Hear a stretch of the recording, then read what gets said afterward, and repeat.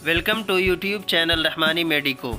दोस्तों, इस वीडियो में हम बात करेंगे कि सीटी चेस्ट क्या होता है, सीटी चेस्ट का इस्तेमाल सीने की किन किन बीमारियों में किया जाता है, सीटी स्कैन की मशीन कैसी होती है, पेशेंट को सीटी स्कैन करवाने से पहले क्या क्या करना चाहिए, सीटी स्कैन करवाने पर किस चीज़ का रिस्क है। सीटी चेस्ट के बारे में कंप्लीट इन्फॉर्मेशन आपको इस वीडियो में दिया जाएगा। वीडियो को लास्ट तक देखिए। अगर आप हमारे चैनल पर नए हैं तो हमारे चैनल रहमानी मेडिको को सब्सक्राइब कीजिए। दोस्तों, अब हम बात करते हैं कि सीटी चेस्ट या कैट चेस्ट क्या होता है। सीटी चेस्ट या कैट चेस्ट दोनों एक ही टेस्ट का नाम है। सीटी स्कैन दरअसल नया टर्म है। कुछ दिनों पहले इसी को कैट स्कैन कहा जाता था। सीटी स्कैन का मतलब कंप्यूटेड टोमोग्राफी होता है, जबकि कैट स्कैन का मतलब कंप्यूटेड एक्सियल टोमोग्राफी होता है।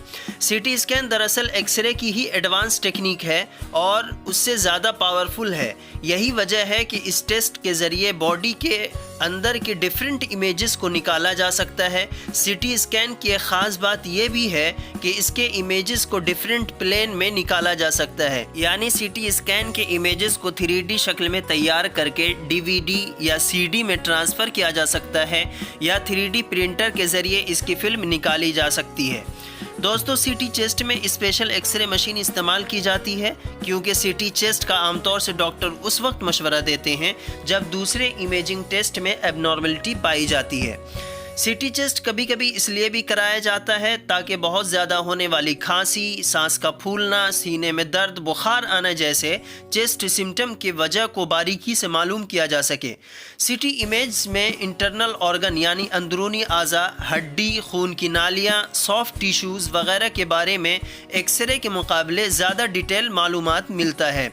सीटी स्कैन में डिफरेंट टाइप्स की टेक्निक इस्तेमाल होती है जिसके ज़रिए रेडियोग्राफर इसके रेडिएशन के डोज को बढ़ा सकता है या घटा सकता है। इसके रेडिएशन के डोज को 65% तक कम किया जा सकता है। यही वजह है कि अगर बच्चों का सीटी स्कैन होना हो तो रेडियोग्राफर मशीन को लो डोज पीडियाट्रिक पे सेट कर देता है। दोस्तों, अब हम बात करते हैं कि डॉक्टर पेशेंट को कब या सीने की किन किन बीमारियों में चेस्ट सीटी के लिए एडवाइस करते हैं। अगर एक्सरे में कोई एबनॉर्मलिटी पाई गई हो तो डॉक्टर मरीज़ को सीटी चेस्ट की सलाह दे सकता है। चेस्ट सिम्टम यानी सीने की मर्जी अलामात जैसे खांसी, सांस फूलना, सीने में दर्द या बुखार की असल वजह मालूम करने के लिए भी सीटी चेस्ट कराया जाता है। इसके अलावा दिल, खून की नालियाँ, फेफड़ा, रीढ़ की हड्डी, सीने की हड्डी वगैरह में चोट का पता लगाने के लिए भी सीटी चेस्ट कराया जाता है। अगर सीने में कोई ट्यूमर है तो इसका पता लगाने के लिए भी सीटी चेस्ट किया जाता है। कभी ऐसा भी होता है कि बॉडी के दूसरे पार्ट से ट्यूमर फैलकर सीने तक पहुंच जाता है। इस हालत में भी सीटी चेस्ट किया जाता है। दोस्तों, इसके अलावा pneumonia, tuberculosis, cystic fibrosis, bronchiectasis में सीटी स्कैन किया जाता है। अगर फेफड़े के ऊपर मौजूद परत जिसको प्लूरा कहते हैं उसमें किसी तरह की कोई बीमारी या इन्फ्लेमेशन हो जाए तब भी सीटी चेस्ट किया जाता है। लंग कैंसर और पैदाइशी फेफड़े की बीमारी या फेफड़े की पुरानी बीमारी में भी सीटी चेस्ट कराया जाता है।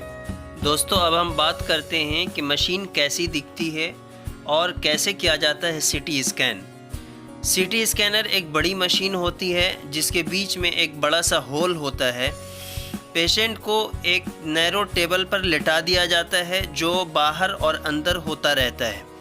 एक्सरे ट्यूब और इलेक्ट्रॉनिक एक्सरे डिटेक्टर एक दूसरे के अपोजिट साइड एक रिंग में होते हैं जो पेशेंट के चारों तरफ घूमते रहते हैं। जहां ये मशीन रखी होती है उसी के बगल में एक कंप्यूटर कंट्रोल रूम होता है जहां टेक्नोलॉजिस्ट बैठा होता है जो मशीन को ऑपरेट करके इमेज को प्रोसेस करता है।